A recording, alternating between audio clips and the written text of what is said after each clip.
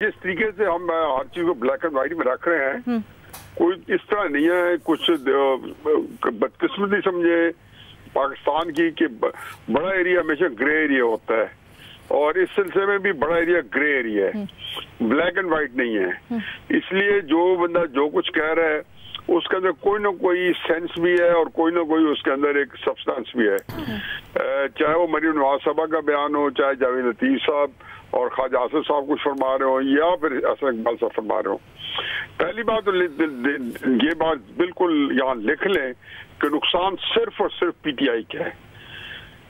PDM की जो politics है वो ठप पड़ी है और पीटीआई की पॉलिटिक्स है उसका जो जिसको कहने जादू जो है वो सर चढ़ के बोल रहा है, तो दो राय नहीं है।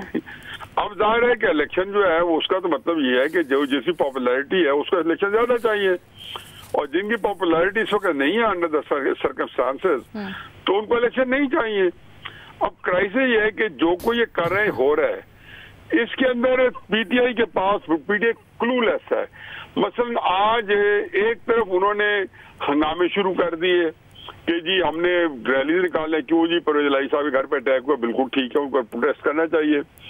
लेकिन उसके बाद उनके साथ जेस्चर दे दिए इमीडिएटली आफ्टर के जो इमरान खान साहब के जो करीबी हल्के हैं जिनको मैं चलो फर्ज किया कह दे कि हॉक्स हैं, तो उन्हें कहना शुरू कर दिया कि अब मुज़ाकरात जो है ना उसका तो फायदा नहीं है और उसकी कोई हमें कोई जरूरत नहीं है। जबकि उसी वक्त उसी सांस में फवाद चौधरी साहब ने कहा कि ये मुज़ाकरात को सबोटाइज करने की कोशिश है, यानी कि मुज़ाकरात हमारे हो रहे हैं या भी हमने उन पर हतमी फैसला नहीं किया। यही बात उनकी आ गई है, शायद असद उमर साहब की कल रात को आ गई है कि मंगल जो है आज अभी शाह महमूद साहब ने भी कहा कि कल बैठेंगे और आखिरी मौका। इसका मतलब यह है कि वो जो मंगल की तारीख है ये खुशाइंद बात है कि उसके ऊपर अनडिटर्ड चले गए हैं, उसके ऊपर कोई वो डिस्टर्ब नहीं हुई। लेकिन क्राइसिस ये है कि खान साहब जो है, जैसे हमने बार बार ये कहा, मेरे ख्याल इसमें तो हमारे सारों को कंसेंसस था, भट्टी साहब जैसे बेलिजरेंट के और हमारे जैसे जो है ना मुफाहमती ग्रुप ने सबका यही था कि ये जो इलेक्शन है वो पीटीआई वालों को जो है शिद्दत से चाहिए और उनको हर सूरत में उसको पाए तकमील तक पहुंचाना है। लेकिन क्राइसिस ये है कि आया ये जो इलेक्शन जो है वो हो सकने या नहीं हो सकने। मेरा ख्याल है कि असल जो प्लेयर है वो तो है एस्टेब्लिशमेंट,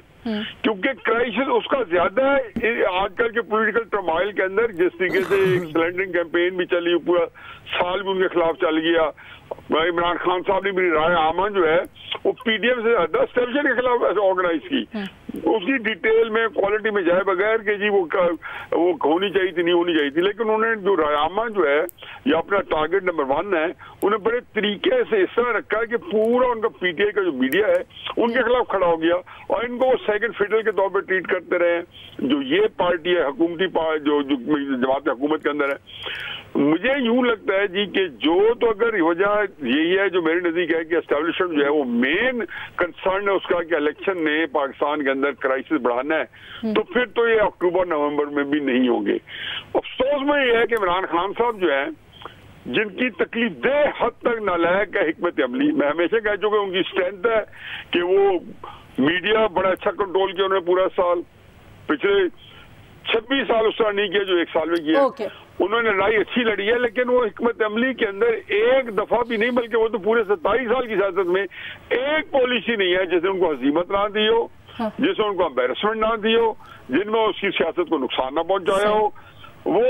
अब भी ये कि ये इलेक्शन है नवंबर और अक्टूबर का इलेक्शन ये पिछले साल जो आप कह रहे हैं, लेकिन इसको अगर हम ब्रॉडर पर्सपेक्टिव में देखें और अगर एक पूरी पिक्चर को देखें जो आप हमें हमेशा कहते हैं देखें, तो सर अगर यही काम जो पीटीआई ने किए उसी तरह उन्हीं कामों को दोहरा के पीडीएम बल्कि उससे ज्यादा काम, तो ये तो इनको आगे जाके नुकसान नहीं देगी सर, और बहुत ज्यादा इसका दाग कैसे धो पाएंगे ये लोग कि एस्टैब्लिशमेंट के साथ मिले हुए थे ये लोग, इलेक्शंस नहीं करने दिए, फिर ये कैसे धो पाएंगे ये चीज कि भाई आपने पूरे के पूरे जो मुल्क में एक इकोनॉमी की सिचुएशन है, बाकी सारी सूरत हाल, उसमें आपने एक मामला इस तरह अटका के रखा। देखिए जी, जो सिर्फ शाफी साहब ने जो बातें की हैं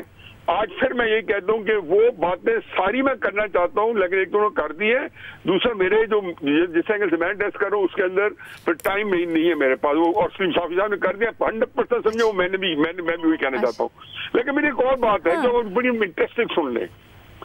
इस वक्त सूरत हाल ये है कि